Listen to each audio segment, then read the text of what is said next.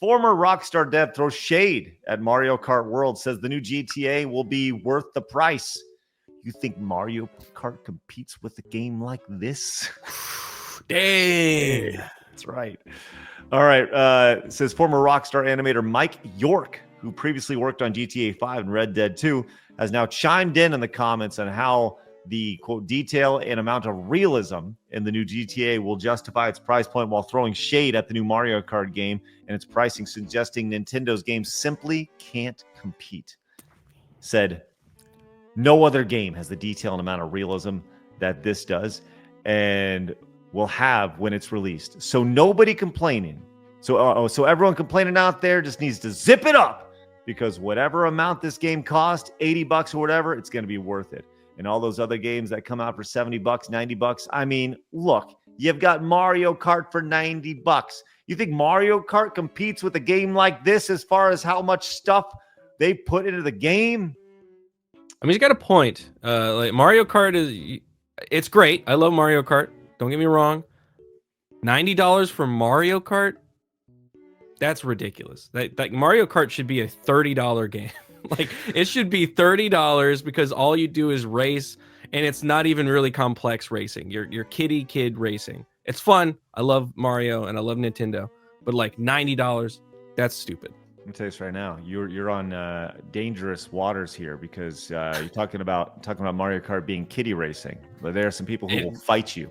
It is. If you, it's all because of the freaking bullet and the blue shell and all the other stuff. They need to have a mode where you take none of those, take all of those upgrades off, and it's just pure racing. Well, I mean, don't they have that? You can remove all the little features and stuff. Yeah.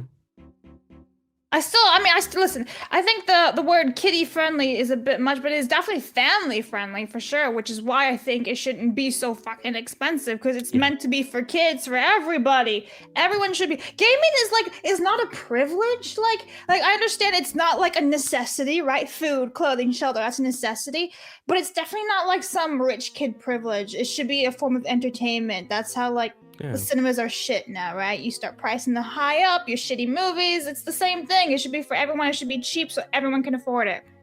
Yeah. There's no reason there should be a standard. Like, why is it $90? Because you're making a new standard. Just make it the amount of content in the game is reflected in the price. $90 for a racing game? No. I mean, I don't even think anything should be any video game at this point should be $90. That's whack. Well, I'll say this, I agree. I have said that I think Mario Kart 8 Deluxe may be the best pure video game of all time, just as far as it's been totally fun. It's the most fun. Yeah. It's the funnest of all the fun games. And it's been active through 2 consoles. I mean, it started on the Wii U and now it's on the Switch, and at least Mario Kart 8, and then the Deluxe came out, and they've supported Deluxe for the better part of a decade now. And I'm on board with what's being thrown down with Nintendo. But look, $80, I don't know. Nintendo shell. Ultimately, the market will decide. Like I said, $80, I have no problem. However, these companies want to price their games, no problem with it. You're the problem. No, I'm not, Blabs, because ultimately, if you and the greedy corporations. No, Blabs. If somebody wants to price their game $200, let them. There are games out there that cost hundreds of dollars. Ultimately, the market decides if there's value in it. So if Nintendo releases an $80 game and nobody buys it, they go, "Well, we fucked up," and they drop the price. Yeah, they know that people are going to buy an $80 game. They got you by the fucking nads, Blabs. They got you, Blabs, by the. I don't have any. Well, they got the metaphorically. Metaphorically speaking, these are metaphorical balls. It's true.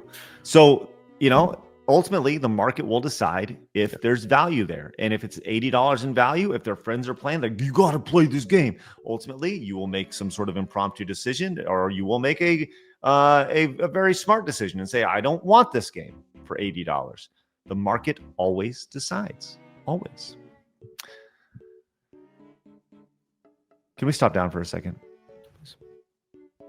and talk about the market actually deciding in a big way?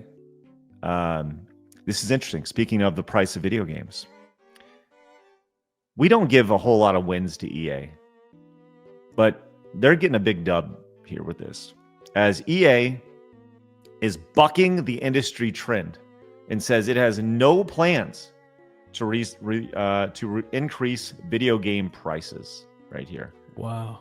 That's interesting. Yes, I know. EA not being a greedy bastard? That doesn't... There's a trick here. Yes. Well, what's going on here, huh? What's happening? That's Are right. you selling my information, EA? I mean, I know you are. Well, addressing investors in its latest financial call, CEO Andrew Wilson, very generic white guy name, says the company's focus was to, quote, deliver incredible quality and exponential value for our player base, which is great, such as the hit co-op adventure Split Fiction, which that game has been gangbusters here, 4 million copies. Wow. In terms of pricing power, our business is very different today than it was just 10 years ago. In a world where everything we did 10 years ago was about selling shiny discs and plastic boxes in retail shelves, well, that's still part of the business. It's a significantly smaller part of our business. And we now have pricing representation, everything from free to play all the way to deluxe editions and beyond. At the end of the day, whether we're doing something that cost $1, we're doing something that costs $10, and we're doing something that costs $100, our objective is always to deliver incredible quality and exponential value for our player base. And what we've discovered over the course of time is when we marry quality and value together, our business is strong, resilient, and continues to grow. From a guidance perspective, we've reflected no changes in our current pricing strategy at this point. There's What he a said catch. There's got to be a catch, man.